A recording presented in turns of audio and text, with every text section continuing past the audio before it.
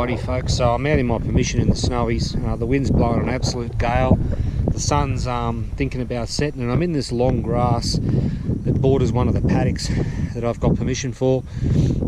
Sort of been just hacking my way through the long grass and got a nice 86 signal down here. Took a bit of a dig to get it, but you can see, I don't know how well you can see in the fading light, but that looks like a silver to me. It's a sixpence, a little bit of a finger clean, and it's a 1957 sixpence. Look at that. That's really quite nice considering it's a 50%er, but this soil, as you can hear by the cows in the background, is country soil, and so consequently very, very benign. Up here in the snowies especially, it's just a mixture of degraded granite and a bit of topsoil. No fertiliser hits this at all, and that is a beautiful coin. Alright, probably spend a little bit more time here in this long grass, just swinging where I can, and let's see what I can get, eh? Righto. Alrighty folks, so it's about a minute or so further on. This long grass is paying off actually. Once again, apologies for the wind noise. I'm going to have to apologise for it every time, but I can't do anything about it. I don't know if you can see too well down in there, but just about there, I'll use my digger to get in there and get it. You can see what appears to be a halfpenny. Yep, it's a halfpenny that's had a clip with a mower. Look at that. That's a bit more than a clip, isn't it, folks? I mean, it's been well and truly smashed up.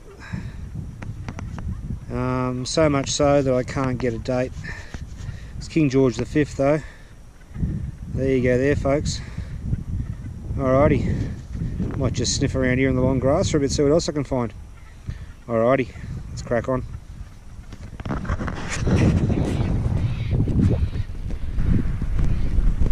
Alrighty folks, so this long grass is starting to pay off. This has been pretty good. I've only been here about half an hour. Bit of hard work. I'm using the Deus Hot program, and I'm using that because it seems to be a lot more sensitive than some of the other programs. The only adjustment I've made is I've changed it to tracking for the ground balance, but apart from that, it's as per. So if you have a look down in there, this was an 87 one way and it switched to a 91. I'm just going to bring it up on the end of the trowel and put it just there so you can see it. Yeah, it is sliding down the trowel. It's a threepence in size, and we'll give it a quick wipe. Sweet as, 1921. So you got a 1921 coat of arms threepence. Now remembering this threepence did change. We changed to the sheaf of wheat.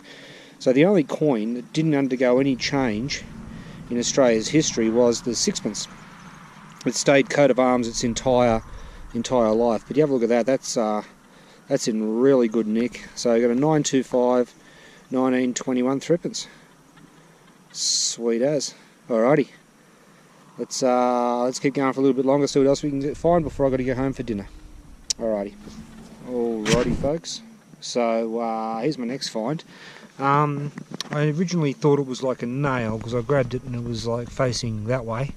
But after a bit of scrubbing with my fingers, I can see it's actually a deity symbol. Virgin Mary holding a baby Jesus, perhaps. I don't know. I'm not the religious type. I'm sure there's plenty of you out there who know exactly what that is, but not a bad little find. Right, probably got about 10 minutes left here, and then I'm going to go home for dinner. I may end up rolling this video together with another one. I might come back out here tomorrow afternoon and continue. We'll see how we go. Right. Alrighty folks, so I'm back the next day just to keep on plugging away through this grass. Like I said, I'll roll these two together. There'll be enough finds in the two of them, I think, to make a decent vid. Been here about 10 minutes, and you can see, don't know if you can, but I'll just pull it back a little bit. You can see it appears to be a coin down in there. It's a penny. It's a skippy, 1943 roo. That should be King George VI on the back. There you go there, King George VI, 1943 root penny. Sweet as. Let's crack on. Alrighty folks, so I've decided to leave the long grass for a bit and I'm back out in this mown paddock. Sun's starting to drop a little bit low. And my next find is an absolute cracker. I've never found one before. I've seen plenty of people who have. Check that out folks, that's a heart boot heel. Quite worn, beautiful little piece of history. I'm sure if I scrubbed away at it there'd be some kind of writing on there and the like, but like I said, never found one of these before. But that is absolutely beautiful, I have now. Excellent. Alright, let's crack on.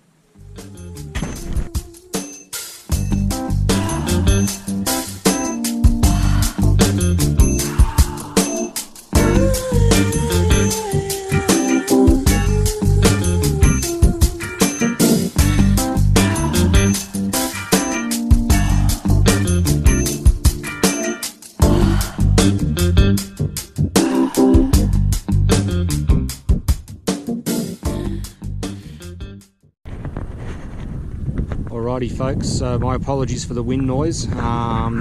As you can see from the drone footage, I've got a big paddock here and it's quite adjacent, or really adjacent to the main house. If you have a look right in front of you here, you've got a peg with a marker on it, and that's my right hand side. So what I've done is I've actually broken this up. I've got stakes out, I've got tapes out, and I'm walking tape to stake backwards and forwards to make sure I get the lot. Up there on the fence, I'm not sure if you can see, I've got another marker, which is the marker I'm actually heading for. So I've dug a lot of ammunition out of here. When I say ammunition, it's older stuff, so it's 44 Magnum Winchester centerfire, musket balls, shotgun cartridge bases. I think I've got a live 22 Hornet as well that I didn't bother videoing, but I've just popped what appears to be my first piece of good stuff from this section of the hunt. And you can see just down in there, that looks to be a scarf pin or a tie pin of some description. It looks like it was gold wash. It looks like it's base metal. I'll give that a bit of a clean up and you can have a look at it in the roundup, but that's I'm quite happy with that. It's proved my point that the original house fence that's there now wasn't there years ago. I got permission off the owner to whack this area. He was pretty skeptical I'd find anything, but so far so good. Alrighty, let's crack on. Okay, so for those who couldn't see the marker up the other end before, that's her there. So it's just a peg with a bit of hazard tape, and I just move it along the wire, along this fence as I progress. Quite close to the fence, and quite a ways from the homestead. I've just popped this. This was a 50 on the day or so. Being in big open paddock, I'm digging every signal that isn't iron. It's got some hallmarks. I'm going to say it's plate. It helps if I actually put the camera on it so you can see it. But it's got some hallmarks right on the handle there. It's in pretty shabby nick. It's going to break off at the bowl there if I give it a little bit of force, and I don't want to do that. Let's give it a bit of a scrub at the front. Nothing on the front, but I'm going to say it was silver plate, but there's all the maker's marks, so she's quite an oldie.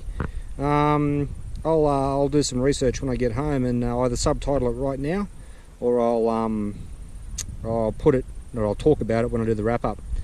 Alright folks, I'll just put that down there. Let's crack on, eh?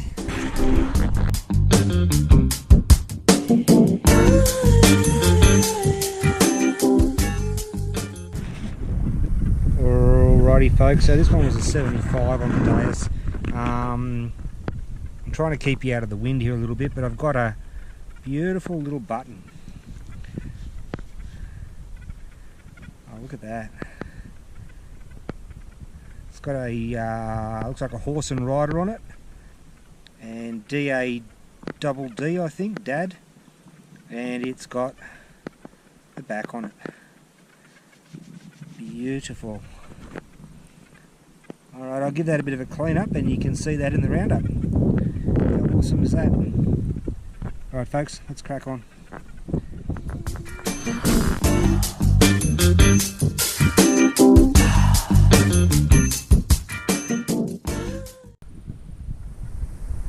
Alrighty folks, nothing, earth-shattering, but check out this big sucker.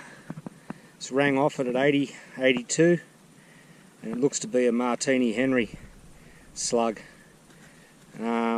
Obviously fired, you can see the rifling marks in that. Bit of a gouge where I just hit it, but look at the flattening of that. That's an absolute pearler. Imagine that smacking into you. You're, even if it hits an appendage, like a leg or an arm, you're not going anywhere. That's an absolute beast of a thing. Alrighty, yep, you can see the big dish shape in the bottom of it. A bit of a hollow there. The gas has got in behind there and really propelled this thing, and also flared the skirt of the bullet, so it engaged the rifling. But enough nattering for me. Let's crack on, see what else we can get. Okay folks, so I found a bunch of these, but I figured it may as well show you one. Check that out, musket ball. The wind is blowing around a bit folks, so if you're getting wind noise I apologise. But you can see that's been fired. It's got quite a flat spot around the edges here, and definitely no holes in it. It's no fishing sinker, so that's a nice little musket ball. I've got about 4 or 5 of those. That's probably the nicest one I've got, or the most round. Some are quite deformed.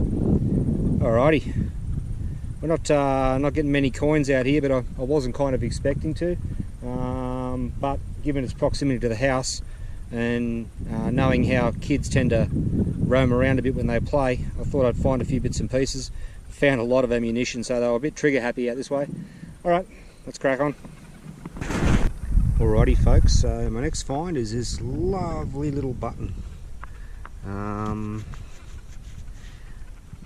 was going to say it's an Excelsior or something like that, but you know what, I don't necessarily think it is, but you can see it's old. It's actually been punched off centre. A little 4-hole button, and I can't really read the writing there, but excellent. Alrighty, let's keep going. Alrighty folks, so it's been about 5 minutes since that first button find, and as you can see there's a whole bunch of little holes around there, and I'll put all these in one spot so you can see them.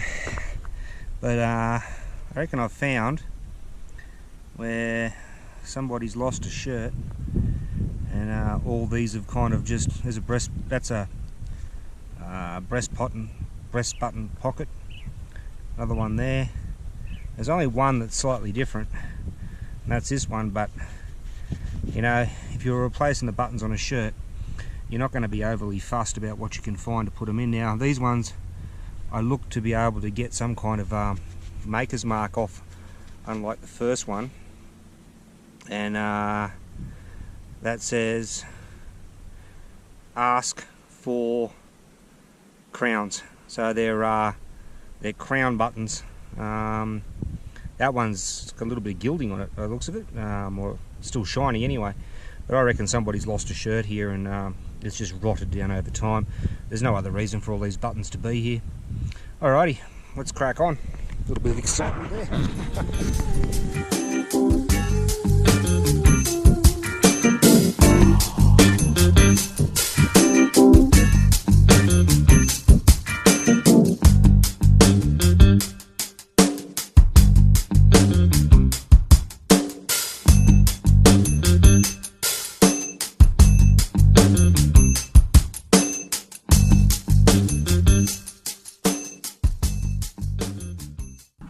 Alrighty folks, so my next find, it's been a long slog, is this cool little button.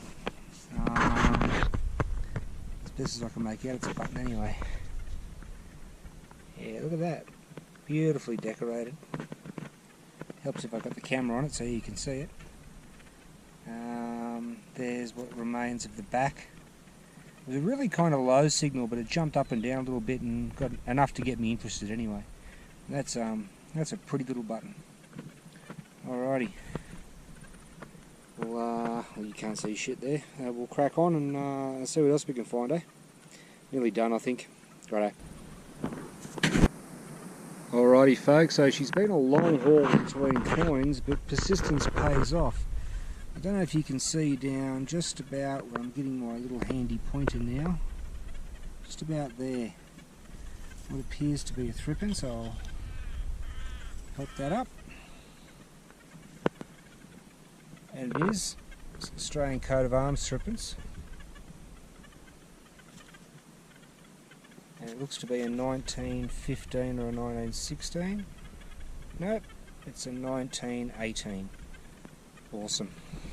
Beautiful little 1918 thrippins. There's King George V on the back. Excellent. Alright, I'm nearly done with this paddock. You can see the mowing finishes just there. I might give that grass there a bit of a touch up, but I think that's about it, folks. Alright, I'll finish up, and if there's any more to show you I will, otherwise I'll see you at the wrap up. Alrighty folks, so here's the wrap up from the hunt up in the Snowy Mountains. You can see we've got quite a lot of stuff here. Only got a couple of coins, but you know what we did get was reasonable quality. Let's start over there with the coins anyway. So pennies, we got a 1943 rue penny.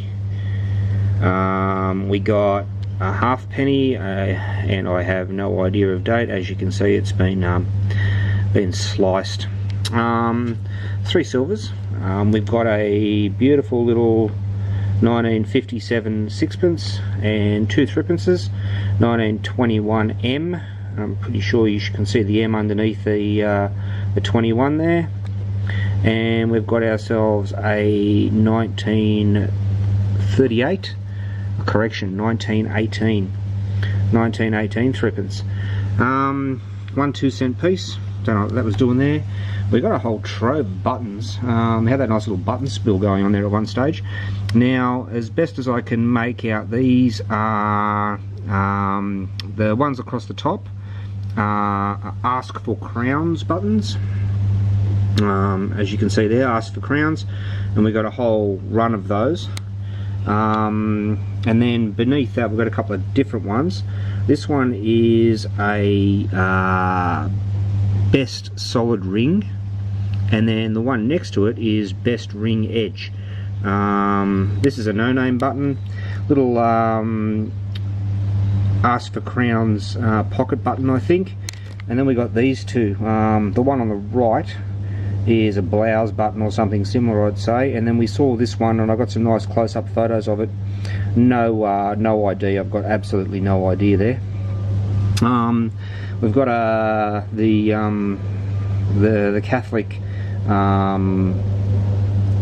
devotion piece and a saddle stud. We've got that nice scarf clip that you saw come out. And this spoon. Now, I've had a good look at the maker's marks and the like, and the problem with silver plate, it's really hard.